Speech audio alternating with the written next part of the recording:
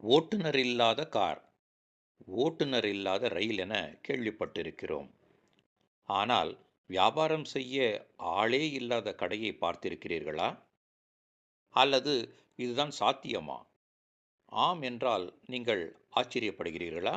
வாருங்கள், அந்த கடை எங்கிருக்கிறது என்று பார்த்து வருவோம்.